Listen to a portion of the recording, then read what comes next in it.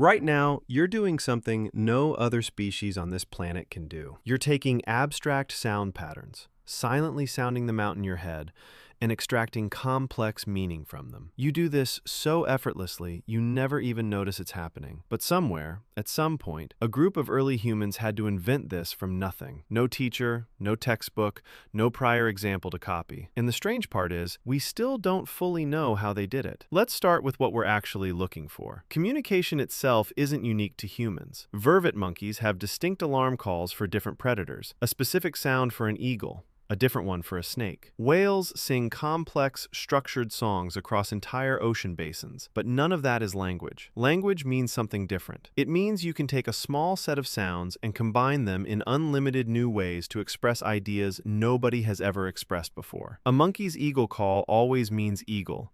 It can't be rearranged to describe an eagle that isn't there yet, or an eagle from yesterday, or an imaginary eagle in a story. Human language can do all three. That flexibility is called recursion. And as far as we know, we're the only species that has it. So when did this ability show up? Here's where it gets difficult, because language doesn't fossilize. You can't dig up a sentence. What you can dig up is the physical evidence that makes language possible.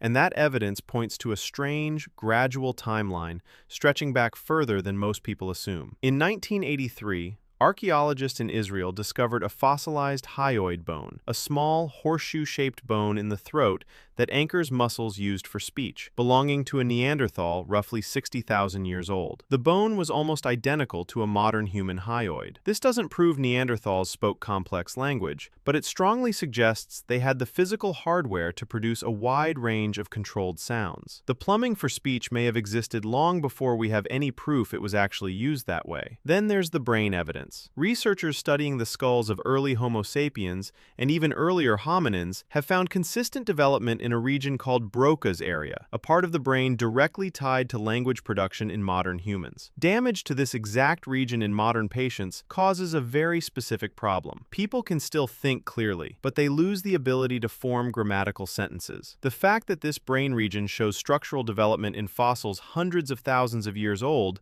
suggests the biological groundwork for language was being built long before anyone was necessarily using full sentences. But having the equipment isn't the same as having the software. So how did actual words get attached to actual meanings? One leading theory is called the bow wow theory, the idea that early words imitate natural sounds, a growl for danger, a crack for breaking wood, a hiss for warning. Over time, these imitative sounds would have drifted and simplified into something more abstract. It's not proven, but it explains why so many unrelated languages independently develop similar sounding words for things like bang or hiss or moo. Another theory focuses on gestures first. The idea is that humans were communicating with hand movements and facial expressions long before vocal language existed, and spoken words gradually took over because they worked in the dark, around corners, and while your hands were busy doing something else, like carrying a spear or a child. This theory gets support from an unexpected place. Modern sign languages develop full grammatical complexity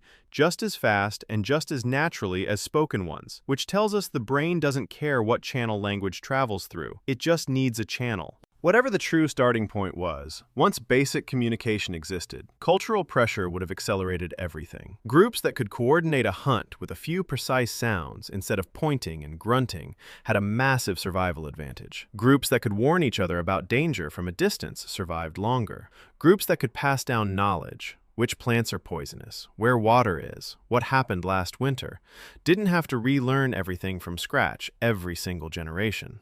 Language wasn't just communication, it was memory that could outlive the person who had it. Around 50,000 years ago, something called the Great Leap Forward shows up in the archaeological record, a sudden explosion of complex tools, cave art, jewelry, and long-distance trade. Many researchers believe full, modern language is the missing piece that explains this sudden jump. Complex planning requires complex thought, and complex thought seems to require complex language to organize it. So here's the full picture. It started with vocal cords that could already make the right sounds. It grew alongside a brain region built for grammar. It may have started as imitation or gestures or some blend of both we'll never fully untangle. And once it existed, it didn't just help humans survive, it lets one generation hand its entire mind to the next. Every sentence you've ever spoken is the end result of that invention, one nobody planned, nobody wrote down, and nobody can even say for certain when it truly began.